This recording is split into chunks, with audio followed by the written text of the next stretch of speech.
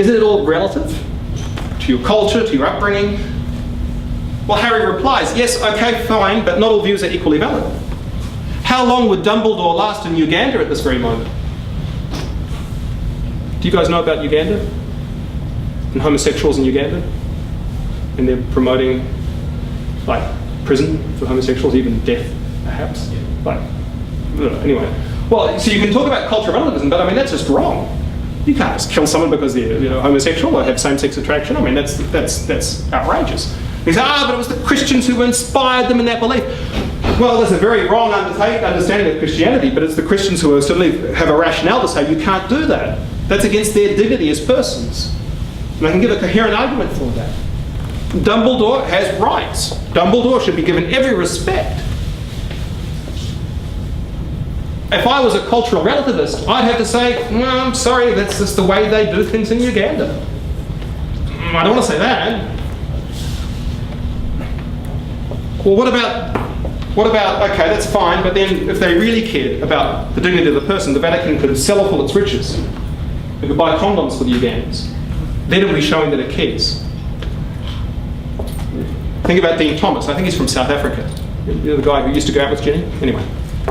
And there's a lot of people suffering from AIDS. And then Harry says, well, yeah, there's a point there, but what if we actually acted upon that? Supposing the Vatican did sell the Vatican Museum. I've been there. It's a wonderful museum. Well, then the public would no longer have access to these priceless works of art. They would go into the hands of private art collectors. And then whether they buy all of these condoms and organise a big, launching of brooms and dumping them on the people and say, there you go, have your condoms, all is well. It wouldn't be all well. That's an engineering solution. And you're dealing with human beings, which involves behaviour, involves attitudes, involves relationships, personal choices. It's a very colonialist kind of attitude that we're adopting here, that we know what's best for these people.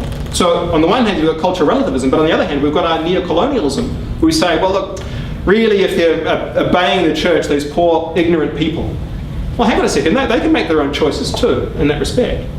Am I really in favour of choice? Am I in favour of people's choice to choose life, or to choose to be Catholic, or to choose to obey the church? Because if they did, I don't know why condoms are such an issue, because they wouldn't be having sex before marriage anyway.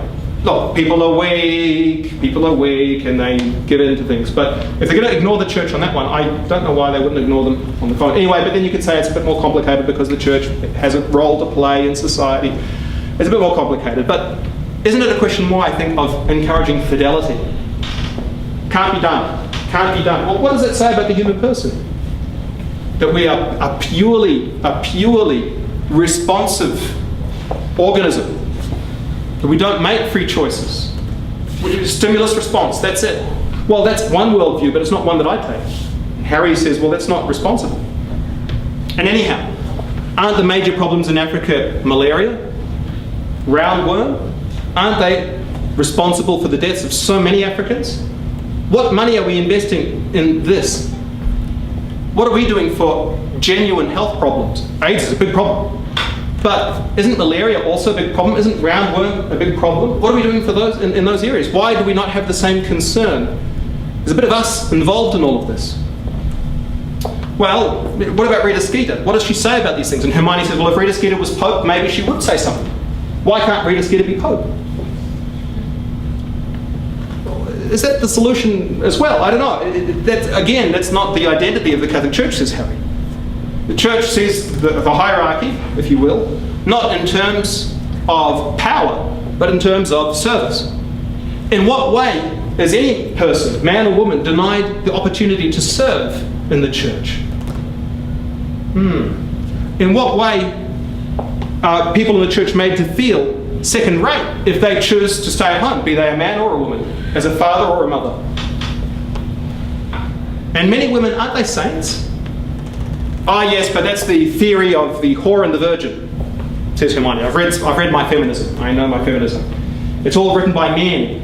Catholic religion's all written by men, all promoted by men. And so for women, the ideal is either you have to be a prostitute who converts, or a virgin. This is the theory. Whore virgin theory. Because that's how men like women, apparently. News to me, but anyway. It's news to Harry too. I said, well, but what about people like St. Elizabeth of Hungary or St. Margaret of Scotland? Like, they were married and they're saints. They're like married women who had kids and then became saints, and they weren't whores or virgins or like...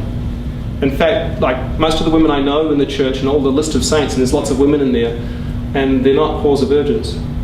There's virgins, sure, a few whores, but lots of others as well. Isn't it about being a saint?